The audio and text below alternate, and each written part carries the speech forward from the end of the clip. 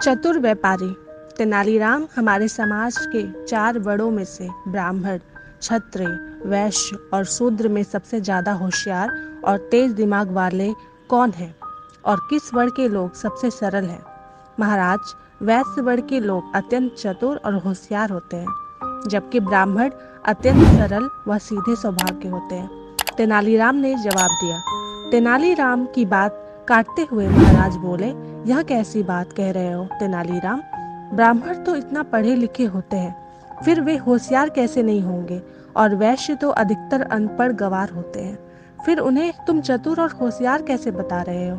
तेनालीराम बोले, महाराज, मैं अपनी बात साबित कर सकता हूँ। शर्त यह है कि मैं कुछ भी करूँ, आप बीच में नहीं बोलेंगे। राजा कृष्णदेव राय मान गए। 1 हफ्ते बाद तेनालीराम राजगुरु तथाचार्य के पास गए और आदर से बोले, राजगुरु जी, महाराज ने आपकी चोटी मंगवाई है, क्या मैं इसे काट कर ले जाऊं? यह बात सुनकर राजगुरु परेशान हो गए। हिंदू धर्म में चोटी कटवाने की अनुमति नहीं है। यह उनके धर्म और सदाचार का प्रतीक होती है। अपनी मोटी लंबी चोटी को कटवाने के लिए बहुत नाजों से संभाल कर रखी है। मैं इसे कैसे कटवा सकता हूँ? आप जो चाहे मैं आपको दूंगा। तेनालीराम ने राजगुरु को लालच दिया। अब तो राजगुरु सोच में पड़ गए। हालांकि वे चोटी कटवाना नहीं चाहते थे, पर लालच बुरी बला है। फिर भी अपनी नाक ऊंची रखने के लिए उन्होंने थोड़ी नानुक्कुर करते हुए तेनालीराम से कहा, तेनालीराम, क्योंकि यह राजा का आज्ञा है, मैं इसे टाल तो नहीं सकता। हालांकि मैं ऐसा बिल्कुल नहीं करना चाहता हूँ, पर क्या करूँ, मजबूर हूँ।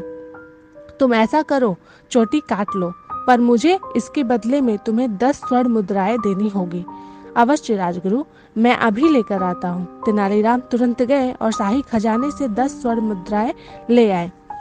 10 स्वर्ण मुद्राओं के बदले में राजगुरु ने नाई से अपनी चोटी कटवा ली।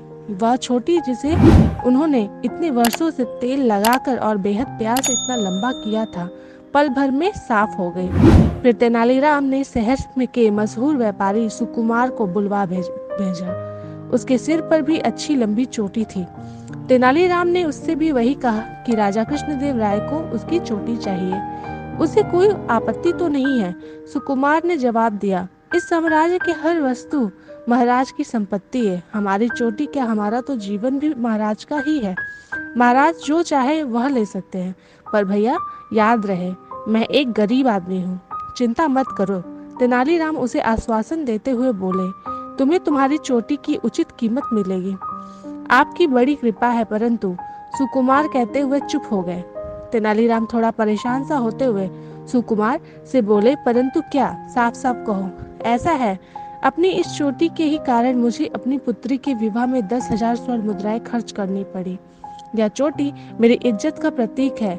ना कई साल पहले जब मेरे पिताजी का देहांत हुआ था, तो उनके क्रियाक्रम पर 5,000 का खर्चा हुआ था, क्योंकि समाज में इस चोटी का नाम तो रखनी ही था। तो भाई, यह चोटी काफी कीमती है। सुकुमार ने अपनी चोटी पर प्यार से हाथ फेरते हुए कहा, इसका मतलब तुमने इस चोटी के लिए 15,000 स्वर्ण मुद्राएं खर्च की है। ठीक है, हम तुम्हें शाही खजाने से 15,000 स्वर्ण मुद्राएं दिला देते हैं। अब तो तुम अपनी चोटी दे दोगे? तेनालीराम ने पूछा। जब तेनालीराम ने सुकुमार को 15,000 स्वर्ण मुद्राएं की थैली थमा दी, तो वह खुशी खुशी जाकर नाई से सम्मुख बैठ गया। नाई ने काटने से पहले सुकुमार के बाल गीले किए।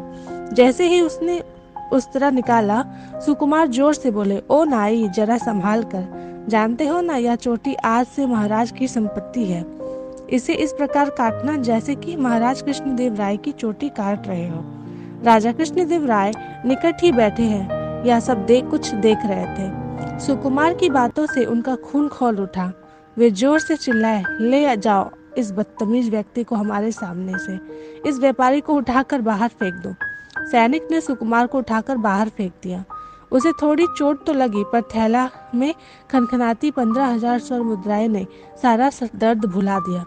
कुछ देर बाद जब महाराज को क्रोध शांत हुआ, तो तेनालीराम उनके पास गए और बोले, कहिए महाराज, कौन होशियार निकला?